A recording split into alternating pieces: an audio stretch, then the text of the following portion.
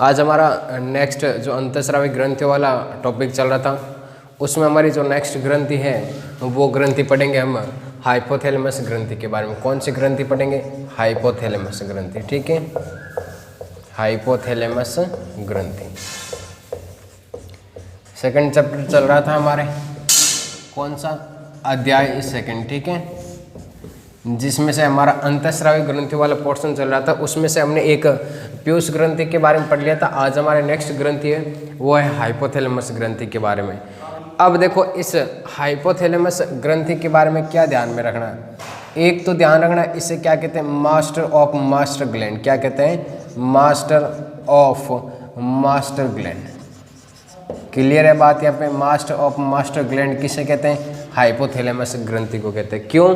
क्योंकि ये क्या करती है कि पीयूष ग्रंथि को अपने नियंत्रण में रखती है कि पीयूष ग्रंथि को कब हार्मोन स्रावित करना है, कब हार्मोन स्रावित नहीं करना। ठीक है, तो ये क्या करती है? पीयूष ग्रंथि पर नियंत्रण रखती है, पीयूष ग्रंथि। और इस पीयूष ग्रंथि को हमने क्या कहा था? मास्टर ग्लैंड कहा था। क्या कहा था? Master gland. ठीक है, इस मास्टर ग्लैंड पर नियंत्रण रखती है। पर नियंत्रण कौन रखती है? आपकी ध्यान रखना, ये हाइपोथैलेमस ग्रंथि। ठीक है, इसके अलावा आपको ध्यान रखना इसमें कि जो हाइपोथैलेमस ग्रंथि अब पीयूष ग्रंथि पे क्या करेगी? कंट्रोल रखेगी है। तो इस पीयूष ग्रंथि को क्या कहेगी कि तुझे हार्मोन स्रावित करना है, और क्या कह सकती है कि तुझे हार्मोन स्रावित नहीं करना। तो इस हाइपोथैलेमस ग्रंथि के द्वारा 2 हार्मोन स्रावित किए जाते हैं। कितने हार्मोन? 2 हार्मोन। अब देखना, अपने आप पता चल जाएगा कि कौन कौन से हार्मोन। एक हार्मोन होता है आपके मोचक हार्मोन, जिसे रिलीजिंग हार्मोन कहते हैं। एक हार्मोन होता है निरोधी हार्मोन। कौन सा हार्मोन? निरोधी। निरोधी मतलब रोकने वाला, और मोचक मतलब रिलीज करने वाला। ये हार्मोन तो क्या करेगा? इस पीयूष ग्रंथि को कहेगा कि तुझे क्या करना है? हार्मोन स्रावित करना है। तो ये पीयूष ग्रंथि को हार्मोन स्रावित करने के लिए प्रेरित करता है। पीयूष ग्रंथि को हार्मोन स्रावित करने के लिए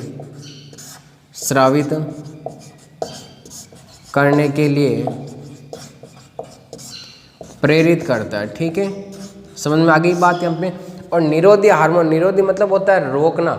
और ये क्या कार्य करेगा निरोधी हार्मोन? कि ये पीयूष ग्रंथि को हार्मोन स्रावित करने के लिए, पीयूष ग्रंथि को हार्मोन स्रावित करने के लिए रोकेगा।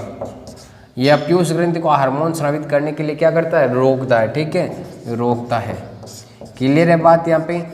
इसीलिए इसे क्या कहते हैं? Master of master gland. ये देखो, ये नियंत्रण रखती है। एक हार्मोन मोचक हार्मोन जो पीयूष ग्रंथि को स्रावित करता है, पीयूष ग्रंथि को प्रेरित करता है कि तुझे हार्मोन स्रावित करना है, और एक क्या करता है? पीयूष ग्रंथि को रोकता है कि तुझे हार्मोन स्रावित नहीं करना है। तो इस आधार पर हाइपोथैलेमस के द्वारा 2 हार्मोन स्रावित किए जाते हैं। क्लियर है बात यहाँ पे? समझ में आ गई? अब देखो, पीयूष ग्रंथि हो गई, हाइपोथैलेमस ग्रंथि हो गई। इसके आगे एक हमारी नेक्स्ट ग्रंथि आती है, सेकंड नंबर, जिसे बोलते हैं पीनियल ग्रंथि। कौन सी ग्रंथि? पीनियल ग्रंथि। पीनियल ग्रंथि। अब देखो यहाँ पे पीनियल ग्रंथि के बारे में क्या ध्यान में रखना है? एक तो इसका हार्मोन ध्यान में रखना है। हार्मोन कौन सा? Melatonin hormone. कौन सा हार्मोन? Melatonin hormone. ठीक है, मेलेटोनिन हार्मोन स्रावित करती है कौन? ये पीनियल ग्रंथि। इसके अलावा इसका कार्य ध्यान रखना है। तो कार्य ध्यान रखने में क्या ध्यान रखना है आपको? कि यह हमारी दैनिक दिनचर्याओं का क्या करते हैं? नियमन करती है। तो क्या लिख सकते हैं? यह ग्रंथि, ये ऐसा लिख दो आप, दैनिक दिनचर्याओं का नियमन। किसका नियमन करती है? दैनिक दिनचर्या का नियंत्रण, दिनचर्या का नियंत्रण करती है। कौन सी ग्रंथि करती है आपकी?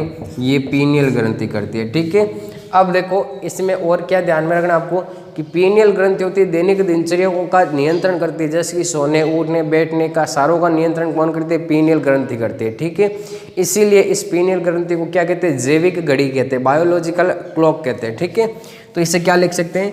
इसे जैविक घड़ी भी कहते हैं। क्या कहते हैं? जैविक घड़ी भी कहते हैं। क्लियर है बात यहाँ पे? इसे जैविक घड़ी भी कहते हैं।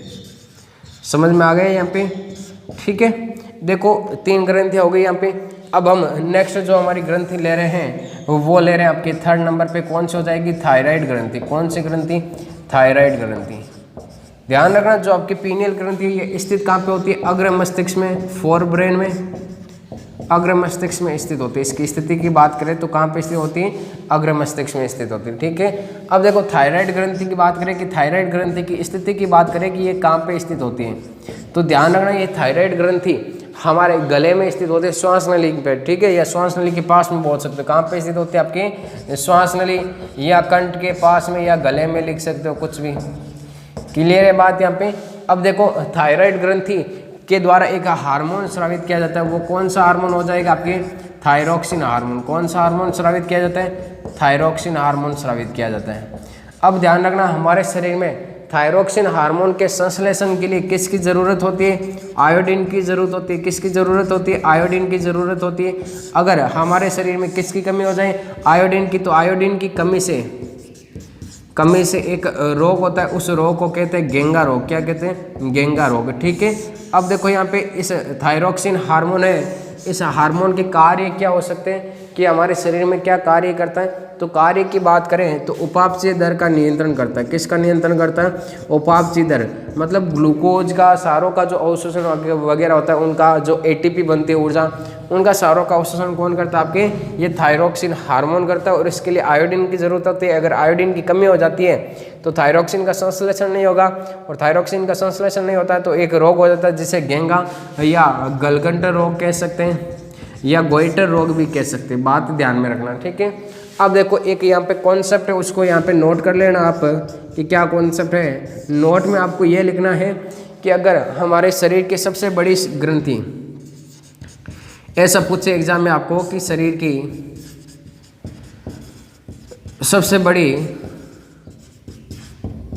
सबसे बड़ी ग्रंथि की बात करें तो आपको लिखना है, कौन सी ग्रंथि लिखोगे, यकृत ग्रंथि। कौन सी ग्रंथि, यकृत ग्रंथि। ठीक है, पढ़ना यहाँ पे शरीर की सबसे बड़ी ग्रंथि यकृत ग्रंथि।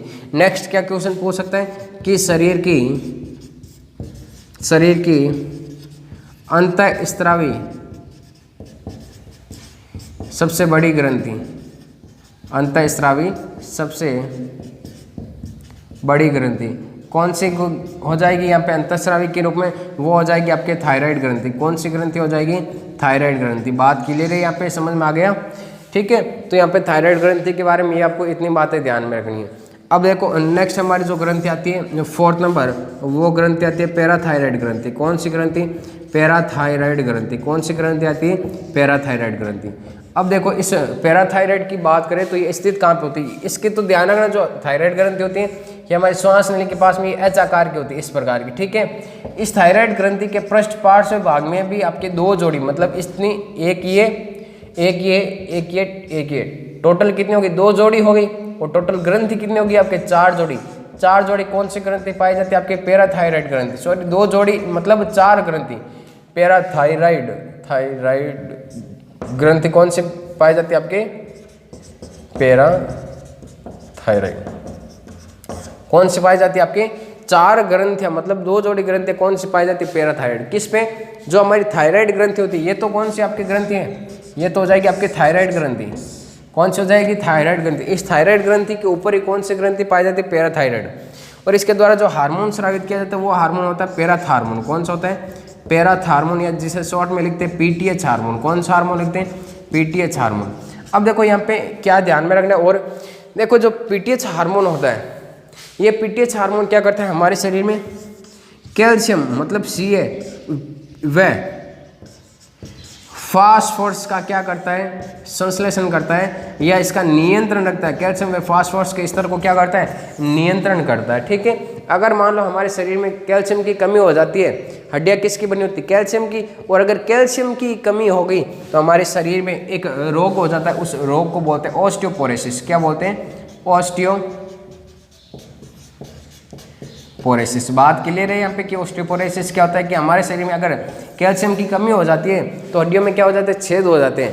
तो छेद होते हैं तो कौन सा रोग होता है, ऑस्टियोपोरोसिस। क्या होता है कि कैल्शियम व फास्फोरस का संश्लेषण का नियंत्रण करते हैं। ठीक है, अगर इस हार्मोन की कमी हो जाती है तो क्या होगा, हमारे शरीर में कैल्शियम की भी क्या हो जाएगी, कमी हो जाएगी। ठीक है, इस बात को यहाँ पे ध्यान में रखना। अब देखो इसके बाद में एक हमारी नेक्स्ट ग्रंथि लेते हैं, वो ग्रंथि लेते हैं आपके कौन सी, अग्नाशय ग्रंथि। कौन सी ग्रंथि, अग्नाशय ग्रंथि। अग्नाशय ग्रंथि में मैंने आपको जब पाचक ग्रंथि पढ़ाई थी उसमें मैंने पूरा क्लियर कर दिया था, वहाँ पे एकदम विस्तार से बताया था। आप उस वीडियो को भी वापस देख सकते हैं, ठीक है। शॉर्ट में बता देता हूँ यहाँ पे कि इस अग्नाशय ग्रंथि के जो अंदर कोशिका पाई जाती है उन्हें कहते हैं लैंगरहैंस की दीपिकाएं। क्या कहते हैं, लैंगरहैंस की दीपिकाएं कहते हैं। क्या कहते हैं, लैंगरहैंस की दीपिकाएं कहते हैं। इस लैंगरहैंस की दीपिकाओं में आपके 3 प्रकार की कोशिका पाई जाती है। कौन कौन सी, अल्फा, बीटा और गामा। ये गामा आपको ध्यान में नहीं रखना है, आपके कोर्स में सिर्फ अल्फा और बीटा के बारे में दिया गया है, ठीक है। अब ध्यान रखना, ये अल्फा कोशिका होती है, ग्लूकागोन का स्रावन करती है। किसका, ग्लूकागोन का। बीटा कोशिका इंसुलिन हार्मोन का स्रावन करती है। क्लियर है बात यहाँ पे। अब देखो ग्लूकागोन तो क्या करता है हमारे शरीर में, ग्लूकागोन क्या करता है हमारे शरीर में, जो ग्लूकोजन होता है उस ग्लूकोजन को किस में कन्वर्ट करता है, ग्लूकोज में, ठीक है। मतलब ग्लूकोज के निर्माण में सहायक होता है। जबकि जो इंसुलिन हार्मोन होता है ये क्या करता है, उस ग्लूकोज को वापस कन्वर्ट किस में कर देता है, ग्लाइकोजन में कन्वर्ट कर देता है, ठीक है। इस बात को यहाँ पे समझना। अब देखो हमारे शरीर में अगर इस इंसुलिन हार्मोन की कमी हो जाती है तो ये क्या करता है, ग्लूकोज का स्तर हमारे शरीर में कंट्रोल नहीं रहता है। ग्लूकोज को कंट्रोल करने का कार्य कौन, इंसुलिन। अगर इंसुलिन ही नहीं रहा शरीर में तो ग्लूकोज का स्तर कंट्रोल में नहीं रहेगा, तो ग्लूकोज की मात्रा क्या हो जाएगी, शरीर में बढ़ जाएगी। ग्लूकोज की मात्रा क्या हो जाएगी, बढ़ जाएगी। और उस समय बढ़ जाने से क्या होगा, हमारे रक्त में शर्करा की मात्रा बढ़ जाएगी। किसकी, रक्त में शर्करा की मात्रा बढ़ जाएगी। और रक्त में शर्करा की मात्रा बढ़ेगी तो हमें एक रोग हो जाता है। कौन सा रोग, मधुमेह रोग, जिसे डायबिटीज या शुगर कह सकते हैं। क्या कह सकते हैं, शुगर रोग हो जाता है। क्लियर है बात यहाँ पे। क्या होता है आपके अग्नाशय ग्रंथि में, इतना ध्यान में रखना है। और ये एक प्रकार की क्या आपकी मिश्रित ग्रंथि, क्या है, मिश्रित ग्रंथि के बारे में, मिक्स ग्लैंड के बारे में ध्यान में रखना। इतना हो गया आपके अग्नाशय ग्रंथि के बारे में। अब देखो नेक्स्ट जो हमारी ग्रंथि आती है वो ग्रंथि आती है आपके 6 नंबर, वो ग्रंथि लेते हैं आपके कौन से, अधिवृक्क ग्रंथि, जिसे एड्रिनल ग्रंथि भी कहते हैं। बात क्लियर है यहाँ पे। अब देखो एड्रिनल ग्रंथि या अधिवृक्क ग्रंथि भी कह सकते हैं। अब देखो इस एड्रिनल ग्रंथि के द्वारा जो हार्मोन स्रावित किया जाता है वो होता है आपके एड्रिनलिन हार्मोन, एड्रिनलिन हार्मोन। इसकी बात करें स्थिति की बात, तो स्थिति की बात में ध्यान रखना, जो आपकी किडनी होती है, जब किडनी की स्ट्रक्चर पड़ी थी वहाँ पे उस पर 2 जोड़ी, दोनों किडनियों पर आपके 1 जोड़ी, मतलब 2 अधिवृक्क ग्रंथियां उपस्थित होती है। कितनी ग्रंथियां उपस्थित होती हैं, 2 अधिवृक्क ग्रंथियां उपस्थित होती है। किस पे, इस किडनी वाले पोर्शन पे, ठीक है। ये मैंने जो ऊपर बनाई ये क्या आपकी अधिवृक्क ग्रंथि, ये क्या आपकी अधिवृक्क ग्रंथि। हार्मोन कौन सा स्रावित किया जाता है, एड्रिनलिन हार्मोन। अब देखो कार्य क्या करता है, ये कार्य करता है हमारे शरीर में आपातकालीन परिस्थिति में। कौन सी परिस्थिति में, आपातकालीन परिस्थिति। आपातकालीन परिस्थिति में मतलब मान लो हमारे पीछे कुत्ता भाग रहा है और हमें एक्स्ट्रा ऊर्जा प्रदान कौन करता है, आपकी ये एड्रिनलिन हार्मोन। इसलिए इस ग्रंथि को बोलते हैं 3F ग्रंथि। क्या बोलते हैं, 3F। 3F मतलब या तो आप कुत्ते के सामने लड़ जाओ, उसे बोलते हैं फाइट, या तो कुत्ते से लड़ो। आप पागल कुत्ता भाग रहा है, अब आपके पीछे, आप उसके आगे आगे दौड़ रहे हो, आप क्या करते हो, मान लो आप इस समय आपके सामने दीवार है, आप उसको जंप नहीं कर सकते और कुत्ता भाग रहा है तो आप उसको डायरेक्ट जंप कर सकते हो। क्यों, क्योंकि उस समय कौन सा हार्मोन स्रावित होता है, एड्रिनलिन हार्मोन स्रावित हो जाता है, ठीक है। इसलिए इसे क्या कहते हैं, 3F। या तो आप कुत्ते से लड़ो, या आप उसके सामने डर जाओ, ठीक है, या फिर आप क्या कर दो, एक तो हो गया फाइट, या तो लड़ो या डरो, या फिर उड़ जाओ, फ्लाइट, FLIGHT। क्लियर है बात यहाँ पे। या तो उस कुत्ते से लड़ो, या आप डर के उसके सामने घुटने टेक दो, या फिर आप क्या करो, वहाँ से एकदम हवाई जहाज की तरह भाग जाओ, तो उसे क्या बोलते हैं, फ्लाइट बोलते हैं, ठीक है। अब देखो नेक्स्ट ग्रंथि आती है हमारे वृषण। तो वृषण में आपको इतना ही ध्यान रखना है, ये आपके किस में पाए जाते हैं, नर में, उदरगुहा में स्थित होते हैं, ठीक है। वृषण कोश में पाए जाते हैं। वृषण के द्वारा आपके टेस्टोस्टेरोन हार्मोन का स्रावन किया जाता है। किसका, टेस्टोस्टेरोन हार्मोन, जो नर में आपके द्वितीयक लैंगिक लक्षणों को क्या करते हैं, उत्पन्न। द्वितीय लैंगिक लक्षण मतलब दाढ़ी मूंछ का आना, आवाज का भारी होना, त्वचा का तेली होना, ये। नेक्स्ट ध्यान रखना आपको अंडाशय ग्रंथि के बारे में। किसके बारे में, अंडाशय या ओवेरी ग्लैंड, ये आपके किस में पाई जाती है, मादा में पाई जाती हैं। और इसके द्वारा जो हार्मोन स्रावित किया जाता है वो होता है आपके एस्ट्रोजन व प्रोजेस्टेरोन। कौन सा हार्मोन, एस्ट्रोजन व प्रोजेस्टेरोन हार्मोन, ठीक है। जो मादा में क्या करते हैं, द्वितीयक लैंगिक लक्षण में सहायक है। इसके अलावा जो मासिक धर्म होता है, ठीक है, उसमें सहायक है। अब देखो एक ग्रंथि हमारे यहाँ पे रह गई, वो ग्रंथि का नाम है आपके थाइमस ग्रंथि। यहाँ पे समझा देता हूँ, ठीक है, थाइमस ग्रंथि। थाइमस ग्रंथि, ये देखो सबसे पहले तो इसका कार्य क्या है, ये क्या कार्य करती है, हमारे शरीर में प्रतिरक्षा तंत्र का निर्माण करती है। किसका निर्माण करती है, प्रतिरक्षा तंत्र का निर्माण करती है। प्रतिरक्षा तंत्र के निर्माण से ये मतलब है हमारे शरीर में ये क्या करती है, रोगाणु को नष्ट करने का कार्य करती है। ठीक है, प्रतिरक्षा तंत्र का निर्माण होगा तो प्रतिरक्षा तंत्र क्या कार्य करते हैं, रोगाणु को नष्ट करने का कार्य करते हैं। अब देखो बच्चे आपने देखे होंगे वो ज़्यादा रोगों से लड़ने में सक्षम होते हैं, जबकि बूढ़े होते हैं वो रोगों से लड़ने में बहुत ही कम सक्षम होते हैं। तो ये बच्चों में तो क्या होती है, सक्रिय होती है, बच्चों में क्या होती है, सक्रिय, जबकि जो बूढ़े होते हैं उन बूढ़ों में ये क्या होती है, कम सक्रिय, मतलब विलुप्त हो जाती है। धीरे धीरे क्या हो जाती है, उम्र बढ़ने के साथ साथ ये क्या हो जाती है, विलुप्त हो जाती है। ठीक है, तो यहाँ पे आपके ग्रंथि वाला पोर्शन कंप्लीट होता है। अब कोई आपके इसमें से डाउट हो तो वो आप आराम से कमेंट बॉक्स में बता सकते हो और वो डाउट आपका मैं नेक्स्ट क्लास में क्लियर करूँगा। ठीक है, अब इस सेकंड चैप्टर में आपका एक टॉपिक और बाकी है, वो है आपकी तंत्रिका कोशिका की संरचना। किसकी संरचना, तंत्रिका कोशिका की संरचना। और ये तंत्रिका कोशिका की संरचना हम नेक्स्ट वीडियो में पढ़ेंगे एकदम अच्छे से डायग्राम से। ठीक है, कोई भी डाउट हो आपको इसमें से कुछ पूछना हो तो वो आप कमेंट बॉक्स में ज़रूर बताएं कि आपको कौन सा टॉपिक इसमें से वापस बतानी है, कौन सी ग्रंथि वापस बतानी है। धन्यवाद।